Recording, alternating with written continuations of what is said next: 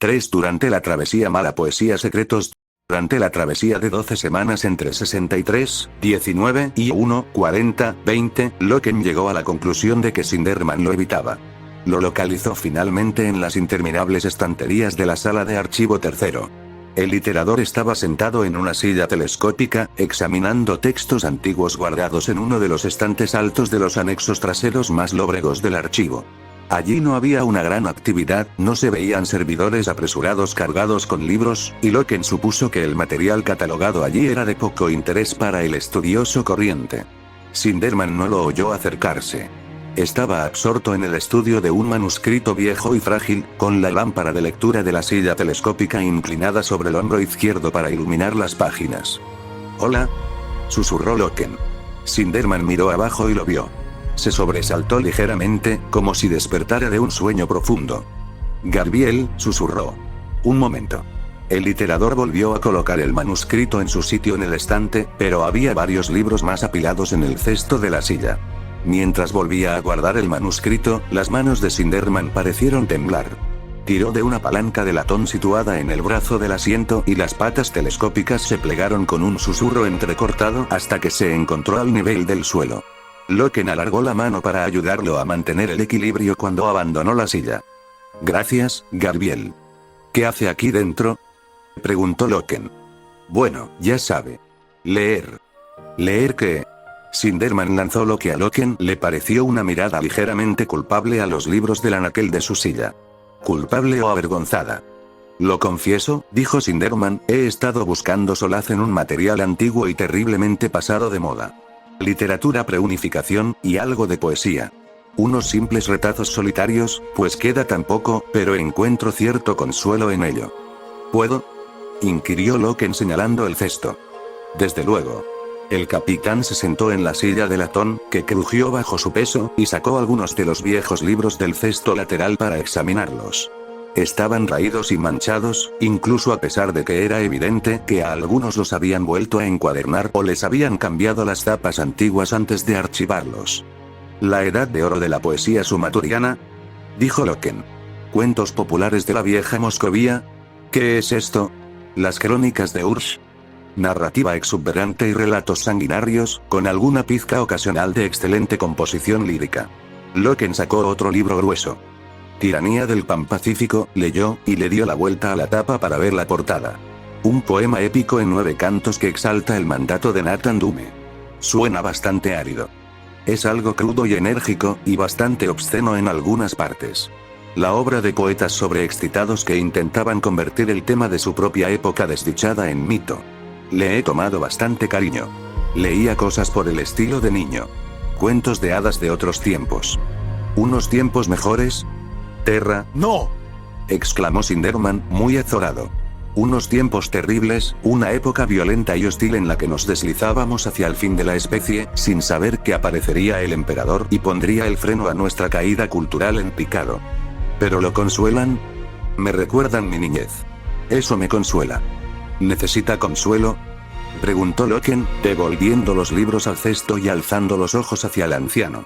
«Apenas lo he visto desde las montañas», terminó Sinderman con una sonrisa triste. «Es verdad. He estado en la escuela en varias ocasiones para escucharle leccionar a los iteradores, pero siempre hay alguien ocupando su lugar. ¿Cómo se encuentra?». «Debo confesar que me he encontrado mejor», respondió Sinderman encogiéndose de hombros. «Sus heridas todavía, mi cuerpo se ha curado, Gabriel, pero…». Sinderman se tocó la sien con un dedo nudoso. «Estoy alterado. No me he sentido con demasiadas ganas de hablar. El fuego no arde en mí en estos momentos. Regresará. Me he mantenido aparte, y empiezo a mejorar». Loken miró fijamente al anciano iterador. Parecía tan frágil como un polluelo, pálido y con el cuello enjuto. Habían transcurrido 9 semanas desde la matanza en las cabezas susurrantes, y la mayor parte de aquel tiempo lo habían pasado transitando por la disformidad. Loken sentía que él mismo había empezado a aceptar lo sucedido, pero al ver a Sinderman, comprendió lo cerca de la superficie que estaba el daño. Él podía bloquearlo porque era un Astartes. Pero Sinderman era un hombre mortal, y ni por asomo con tanta capacidad de recuperación. «Ojalá pudiera, por favor», dijo Sinderman alzando una mano.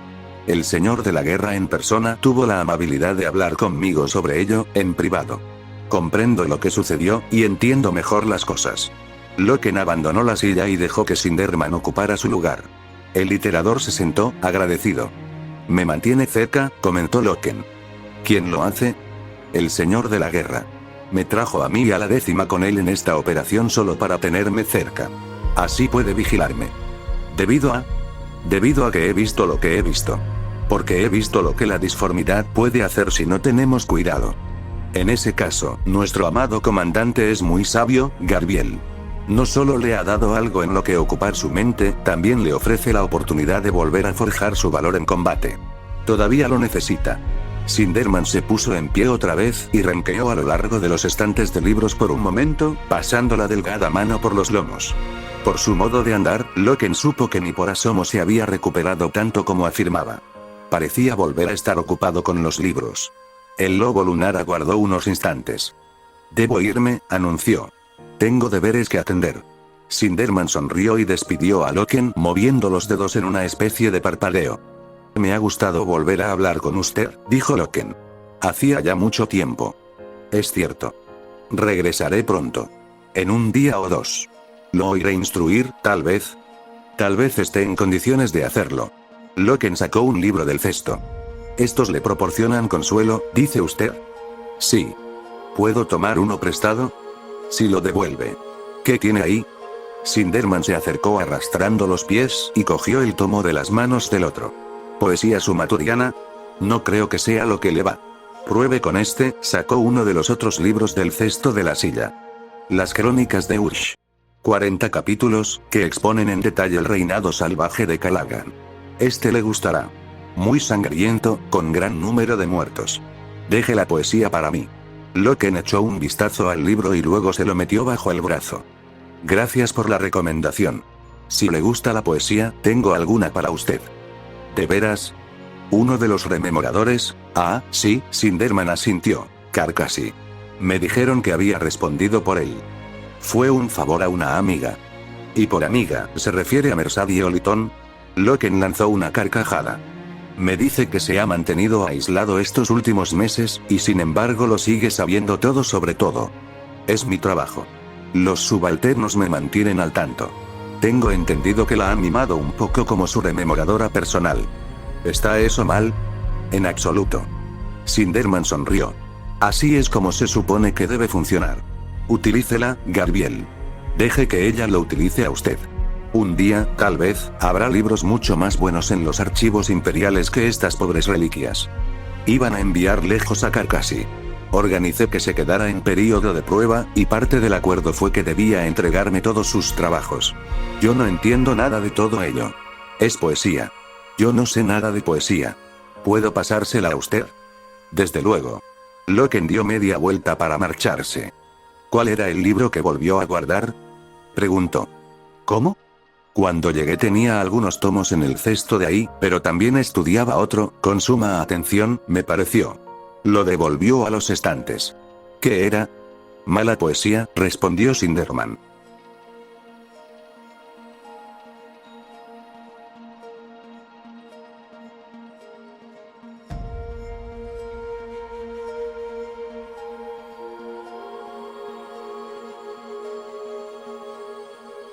La flota había embarcado en dirección a muerte menos de una semana después del incidente de las cabezas susurrantes.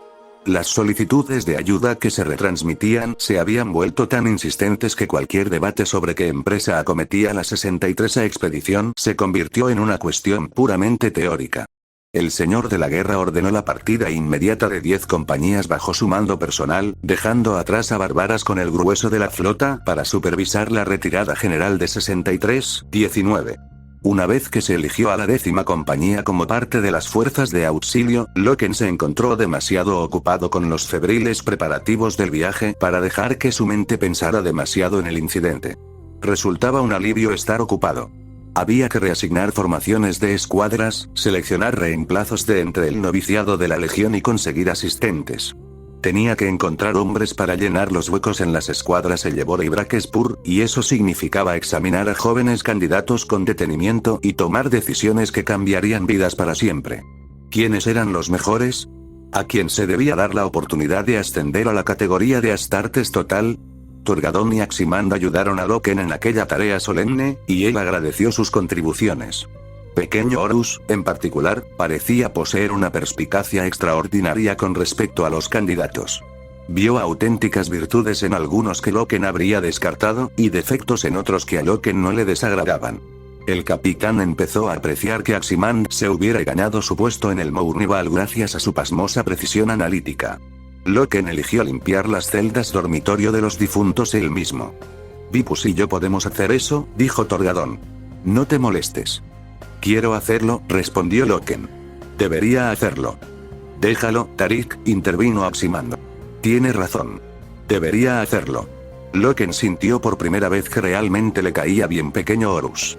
No había imaginado que jamás se sentiría cercano a él, pero lo que en un principio parecía ser silencio, reserva y severidad, en pequeño Horus Aximand estaba resultando ser franqueza, rotundidad y sensatez. Cuando fue a limpiar a fondo las modestas celdas espartanas, Loken efectuó un hallazgo. Los guerreros poseían poco en cuestión de efectos personales. Algunas prendas, algunos trofeos seleccionados y pequeños pergaminos bien enrollados que contenían sus juramentos, almacenados por lo general en sacas de lona bajo sus rudimentarios catres. Entre los escasos efectos personales de Xavier Jubal, Loken encontró una pequeña medalla de plata sin engastar en ninguna cadena o cordón. Era del tamaño de una moneda, una cabeza de lobo recortada contra una media luna. ¿Qué es esto?, preguntó Añero Vitus, que lo había acompañado. No sé decirte, Garby. Creo que sé lo que es, indicó Loken, un tanto irritado ante la rotunda respuesta de su amigo, y creo que tú también. Realmente no sé decirte. Entonces adivina, dijo Loken con brusquedad.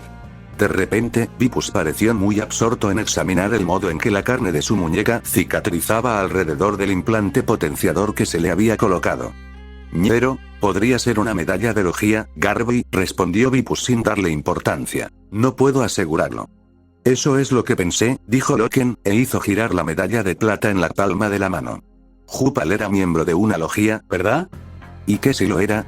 ¿Conoces lo que pienso al respecto?, replicó Loken.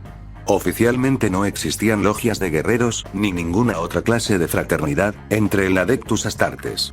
Todo el mundo sabía que el emperador no veía con buenos ojos tales instituciones, afirmando que se acercaban peligrosamente a cultos y se hallaban a solo un paso de distancia de la doctrina imperial, el Lectio Divinitatus, que apoyaba la idea del emperador, amado por todos, considerado como un dios.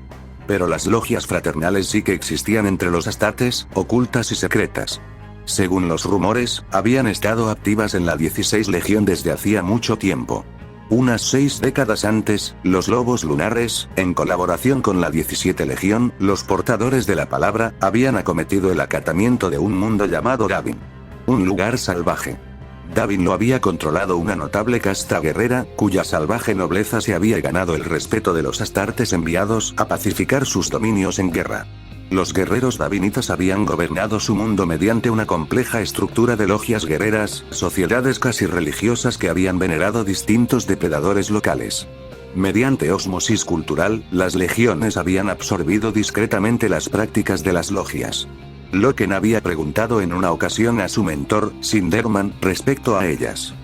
Son totalmente inofensivas, le había dicho el iterador. Los guerreros siempre buscan la hermandad de los suyos. Tal como yo lo entiendo, buscan promover el compañerismo entre las jerarquías de mando, sin tener en cuenta rango o posición. Una especie de vínculo interno, un entrelazamiento de lealtades que opera, como si dijéramos, de un modo perpendicular a la cadena de mando. Loken no había estado nunca seguro de qué aspecto podía tener algo que operara de un modo perpendicular a la cadena de mando, pero le parecía mal.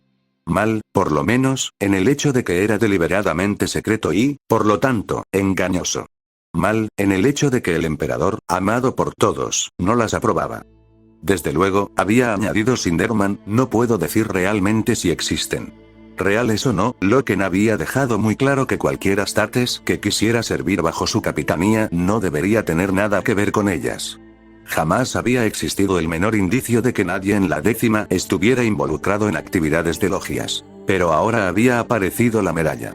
Una medalla de una logia, que pertenecía al hombre que se había convertido en un demonio y asesinado a los suyos. El descubrimiento inquietó enormemente a Loken, y dijo a Vipus que quería que se hiciera saber que cualquier hombre a su mando que poseyera información referente a la existencia de logias podía presentarse y hablar con él, en privado si era necesario. Al día siguiente, cuando Loken fue a revisar los efectos personales que había recogido, descubrió que la medalla de plata había desaparecido. En los últimos días anteriores a la partida, Mersadie Oliton fue a verlo en varias ocasiones para abogar en favor de Carcassi. Loken recordaba que la joven le había hablado sobre ello a su regreso de las cabezas susurrantes, pero él había estado demasiado aturdido entonces. Le importaba muy poco el destino de un rememorador, en especial uno tan estúpido como para enfurecer a las autoridades de la expedición. Pero era otra distracción, y necesitaba tantas como pudiera conseguir. Tras consultar con Malogurst, dijo a la mujer que intervendría. Ignace Carcassi era un poeta y, al parecer, un idiota que no sabía cuándo cerrar la boca. Durante la visita a la superficie de 63-19, había vagado fuera de las zonas de visita autorizadas, se había emborrachado y a continuación proferido disparates tales que había recibido una paliza casi fatal por parte de una dotación de soldados. «Van a echarlo», le dijo Mersadie. «Lo devuelven a Terra, deshonrado y con la certificación anulada». «No es correcto, capitán. Ignace es un buen hombre, ¿de veras?» «No, de acuerdo. Es un hombre despreciable. Zafio. Testarudo. Irritante. Pero es un gran poeta, y dice la verdad, sin importar lo desagradable que sea. Ignace no recibió una paliza por mentir. Lo bastante recuperado de la paliza para ser transferido de la enfermería de la nave insignia a una celda de retención, Ignace Carcassi resultaba ser una visión despeinada y poco edificante. Se puso en pie cuando Loken entró y los focos blancos que iluminaban todos los rincones de la estancia se encendieron. «Capitán. Señor», empezó. «Me produce una gran satisfacción que se interese por mis patéticos asuntos». «¿Tiene amigos persuasivos?», respondió él. «Oliton, y también Keeler». Capitán Loken no tenía ni idea de que tenía amigos persuasivos. A decir verdad, ni siquiera sabía que tenía amigos. Mersadie es amable, como estoy seguro que habrá advertido. Euprati, oí que se vio involucrada en algún contratiempo. «Así es». «¿Está bien? ¿Está herida?» «Está estupendamente», respondió Loken, aunque no tenía ni idea de en qué estado se encontraba Keeler ya que no la había visto. La mujer le había enviado una nota solicitando su intervención en el caso de Carcassi, y Loken sospechaba que Mersadie Oliton tenía algo que ver. Ignace Carcassi era un hombre de gran tamaño, pero había padecido una violenta agresión. Todavía tenía el rostro abotargado e hinchado, y los moretones le habían dejado la piel de color amarillento, como si padeciera de ictericia. Habían reventado vasos sanguíneos en sus ojos de perrillo asustado, y cada movimiento que hacía parecía producirle dolor. «Tengo entendido que no tiene pelos en la lengua», dijo Loken. «¿Una especie de iconoclasta?» «Sí, sí», respondió Carcassi, meneando la cabeza, «pero abandonaré esa costumbre, se lo prometo». «Quieren deshacerse de usted». «Enviarlo a casa», indicó Loken. «Los rememoradores más antiguos creen que está dando mala fama a la orden».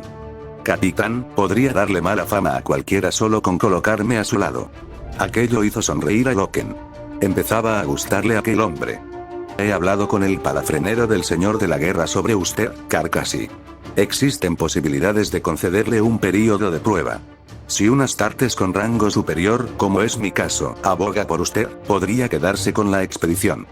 «¿Habría condiciones?», preguntó Carcassi. «Por supuesto que las habría, pero ante todo tengo que oírle decir que se quiere quedar». «Quiero quedarme. Válgame Terra, capitán. Cometí un error, pero quiero quedarme. Quiero formar parte de esto». «Mersadie dice que debería», respondió él, asintiendo. «También el palafrenero siente debilidad por usted. Creo que Malogurst les tiene cariño a los perros desválidos». «Señor, no ha existido nunca un perro tan desválido». «Estas son las condiciones», siguió Loken. «Cíñase a ellas, o le retiraré mi respaldo por completo y se pasará unos helados 40 meses arrastrando su trasero de vuelta a Terra. En primer lugar, reformará sus costumbres». «Lo haré, señor. Rotundamente». «En segundo lugar, se presentará a mí cada 3 días, si mis deberes lo permiten, y me entregará una copia de todo lo que escriba. Todo, ¿comprendido? Obras pensadas para ser publicadas y garabatos hechos para pasar el rato. Nada saldrá sin pasar por mí. Me mostrará su alma de modo regular». Lo prometo, capitán, aunque le advierto que es un alma fea, bizca, jorobada y deforme. Ya he visto muchas cosas feas, le aseguró Loken. La tercera condición es una pregunta, en realidad. ¿Miente? No, señor, no lo hago. Eso es lo que he oído decir. Dice la verdad, sin adornos y sin retoques. Se le juzga a un bergante por ello. Usted dice cosas que otros no se atreven a decir. Carcassi se encogió de hombros, con un gemido provocado por las doloridas espaldas. Me siento confuso, capitán. ¿Va a estropear mis posibilidades decir sí a eso? Responda de todos modos. Capitán Loken, siempre digo la verdad tal y como la veo, aunque eso me lleve a que me hagan papilla en los bares del ejército. Y, con mi corazón, denuncio a aquellos que mienten o deliberadamente difuminan toda la verdad. Loken asintió. ¿Qué fue lo que dijo, rememorador? ¿Qué dijo para provocar a tropas honradas hasta el punto de que usaran los puños contra usted? Carcassi carraspeó e hizo una mueca de dolor. Dije que el imperio no perduraría. Dije que nada dura para siempre, no importa con cuánta firmeza se haya construido. Dije que combatiríamos eternamente, solo para poder mantenernos con vida. Loken no respondió. ¿Fue esa la respuesta correcta, señor? Preguntó Carcassi, poniéndose en pie. ¿Existen respuestas correctas, señor? Respondió Loken. Lo que sé es que, un oficial guerrero de la Legión de los Puños Imperiales me dijo algo muy parecido no hace mucho. No usó las mismas palabras, pero el significado era idéntico. No lo enviaron a casa, Loken rió para sí.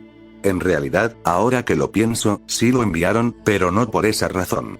Loken miró al otro extremo de la celda en dirección a Carcassi. La tercera condición, pues. Hablaré en su favor, y responderé por usted. A cambio, debe seguir diciendo la verdad. ¿De verdad? ¿Está seguro sobre eso? La verdad es lo único que tenemos, Carcassi. La verdad es lo que nos separa de las razas Xenos y de los traidores. ¿Cómo podrá juzgarnos con imparcialidad la historia si no tiene la verdad para leerla? Se me dijo que es para eso que existe la Orden de los Rememoradores. Siga diciendo la verdad, por muy fea y desagradable que sea, y yo seguiré respaldándolo.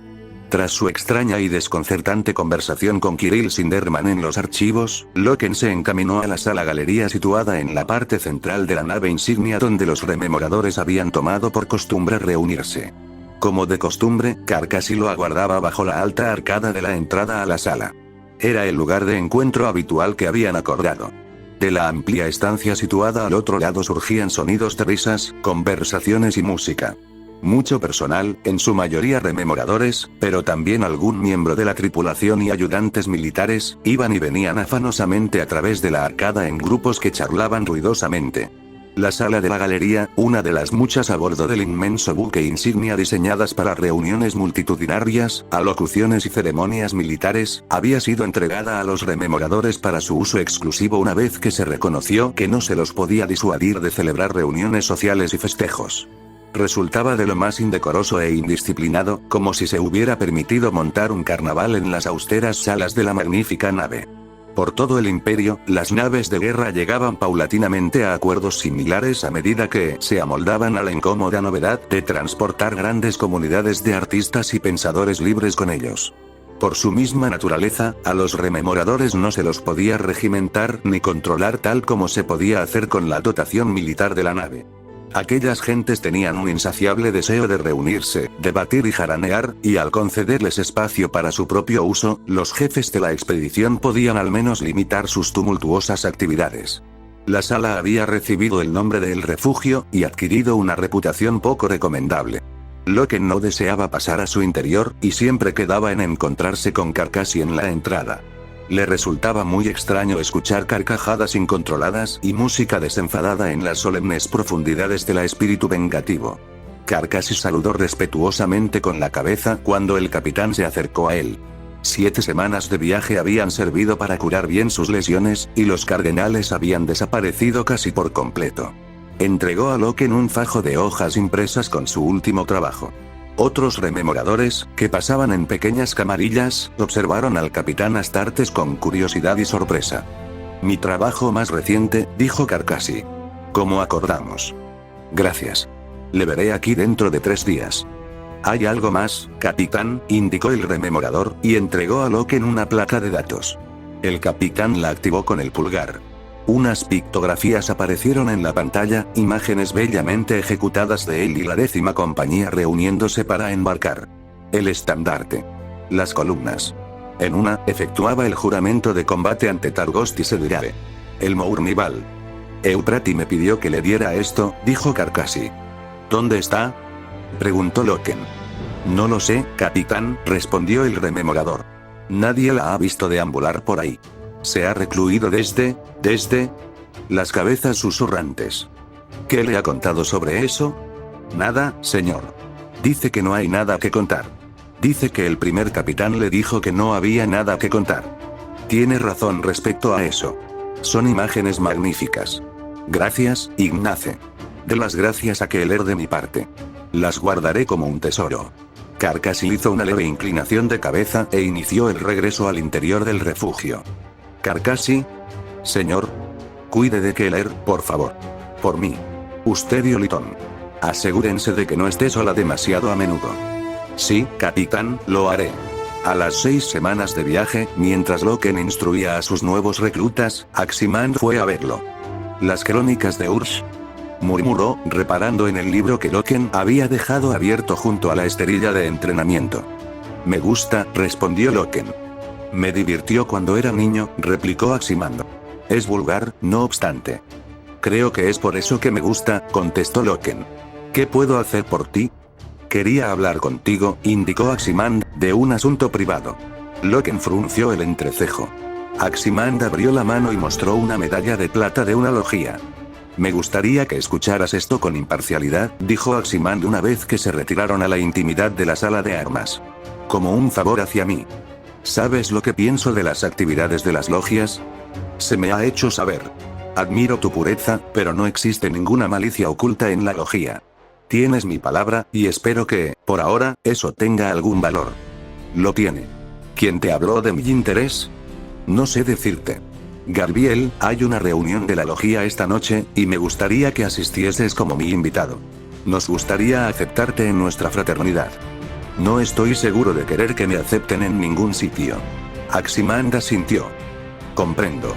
No habrá ninguna coacción. Ven, asiste, ve por ti mismo y decide por ti mismo. Si no te gusta lo que encuentras, entonces eres libre de marcharte y desvincularte. Loken no mostró ninguna reacción. No es más que un grupo de hermanos, siguió Aximand. Una fraternidad de guerreros, bipartidista y sin graduación. Eso he oído. Desde las cabezas susurrantes tenemos una vacante. Nos gustaría que tú la ocuparas. ¿Una vacante?, dijo Loken. ¿Te refieres a Jubal? Vi su medalla. ¿Vendrás conmigo?, preguntó Aximand. Lo haré. Porque eres tú quien me lo pide, respondió él.